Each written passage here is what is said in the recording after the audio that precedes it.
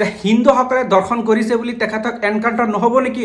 অসম আৰক্ষীলৈ প্ৰশ্ন উঠিছে। কিছুমান অন্ধভক্তসকলৰ মন মানসিকতা চাই আপুনি আচৰিত হ'ব। নলবাৰীত হোৱা ঘটনাক ৰ'জ আলীক আৰক্ষীয়ে এনকাউণ্টাৰ কৰিছে। অসমৰ সকলোৱে নাগৰিকে কিন্তু সমৰ্থন কৰিছে। অপৰাধ কৰিছে, অপৰাধৰ শাস্তি পাবই লাগিব, লগালগ শাস্তি পাইছে। কথা সেইটো নহয়, তেখেতে ধৰ্মৰ ওপৰত প্ৰশ্ন উঠাইছে। ৰ'জ আলীক এনকাউণ্টাৰ কৰিছে, জান্নাতত গৈ এতিয়া ৭২টা হুল লৈ তাত থাকিব, এনেকুৱা ধৰণৰ মন্তব্য দি আছে। এই ধৰণৰ মানুহৰ মান মানসিকতা আপোনালোকে চাওক। কিছুমান অন্ধভক্তক ক'ব বিচাৰিছো, আপোনালোকে যদি অন্যায়ৰ বিৰুদ্ধে মাত মাতিছে, ওলাই আহিছে, তেনেহ'লে নিৰপেক্ষত থাকি মাত মাতক। মাজুলীত হৈ যোৱা ঘটনাক লৈ আপোনালোকে কিয় নিমাত আছে? মাজুলীত ১২ বছৰীয়া কিশোৰীক এজনীক ৬ লম্পটে জঘন্যভাৱে কুকৰ্ম সংগঠিত কৰিছে, দৰ্শন কৰিছে। তাৰ বিৰুদ্ধে কিয় মাত নামাতে? আপোনালোকে সকলোৱে জানে, অসমবাসী সকলোৱে জানে, জঘন্য ঘটনা সংঘটিত হৈছে মাজুলীত। দলবদ্ধভাৱে ৬ পাখণ্ডই এজনী কিশোৰীক দলবদ্ধভাৱে দৰ্শন কৰিছে। দৰ্শন কৰাৰ পিছত আৰক্ষীয়ে আটক কৰি জেলত পঠাই দিছে, কিন্তু কোনো ধৰণৰ এনকাউণ্টাৰ হোৱা নাই। কিয় হোৱা নাই? যেতিয়া আমি বেলেগ ধৰ্ম, মুছলমান ধৰ্ম বা মিয়া কোনোবাই এনুক তনুক কৰে, লগালগ এনকাউণ্টাৰ কৰে, সেইটো আমি সমৰ্থন কৰোঁ, আমি সদায় কৰি যাম। কিন্তু কথা হৈছে, হিন্দু হোৱাৰ বাবে দৰ্শনকাৰী এনকাউণ্টাৰৰ পৰা বাচি যাব নেকি? যে হিন্দুসকলে দৰ্শন কৰিছে বুলি তেখেতক এনকাউণ্টাৰ নহ'ব নেকি? অসম আৰক্ষীলৈ প্ৰশ্ন উঠিছে, অসম চৰকাৰলৈ প্ৰশ্ন উঠিছে। যেতিয়া হিন্দু লোকে এনেকুৱা জঘন্য ঘটনা সংঘটিত কৰে, তেনেহ'লে ইয়াৰ লগালগ ব্যৱস্থা গ্ৰহণ নহয়। ২৪ ঘণ্টাত ৩টা ঘটনা হৈছে, 2টা দৰ্শন, 1টা হত্যাকাৰী। আৰু হত্যাকাৰীক লগালগ এনকাউণ্টাৰ কৰিছে। আৰক্ষীক ধন্যবাদ জনাইছোঁ, যি ষ্টেপ লৈছে আপোনালোকে বহুত ভাল। অসমবাসী সকলোৱে সমৰ্থন জনাইছে। কিন্তু এটা কথাই আমনি কৰিছে যে যিসকলে ধৰ্মৰ ভিত্তিত কোনো জ্ঞান নাই, সেইসকলে ধৰ্মৰ হৈ কথা ক'ব আহিছে।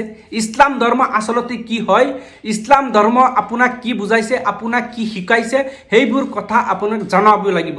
জনাৰ পিছত আপোনালোকে পিছতহে মন্তব্য দিব পাৰে। উল্টা পুল্টা বকি থাকিলে নহ'ব।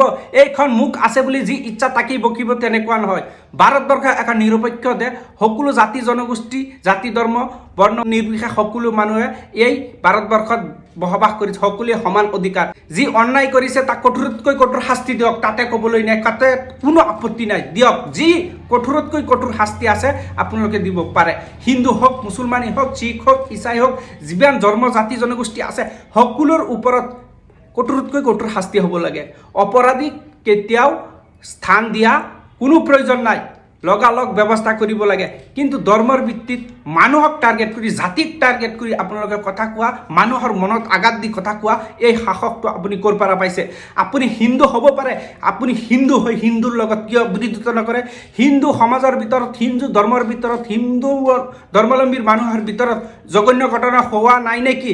যিসকলে মাজুলীত ঘটনা হৈছে, সেই ঘটনাটো অসমবাসী সকলোৱে জানে। আজিলৈকে সেইসকলৰ ওপৰত আপোনালোকে কিয় মাত দিয়া নাই? মিয়াসকলে কিবা কৰিছে, আপোনালোকে হৈ চৈ হল্লা লগাই একেবাৰে চিঞৰ বাখৰ কৰিছে। ঠিক, একেবাৰে আপোনালোকে ঠিক, ৰাইট। আপোনাক মই সমৰ্থন কৰিছোঁ। আপুনি যিভাৱে আগবাঢ়ি আহিছে, সদায় আগবাঢ়ি থাকক অন্যায়ৰ বিৰুদ্ধে। কিন্তু আপোনাৰ ধৰ্ম, আপোনাৰ মানুহ, সেইসকলৰ ভিতৰত যেনেকৈ জঘন্য দৰ্শন কাণ্ড এজনী কিশোৰীৰ লগত হৈছে, সেই গৃহৰ ওপৰত আপোনালোকে মাত নিদিয়ে।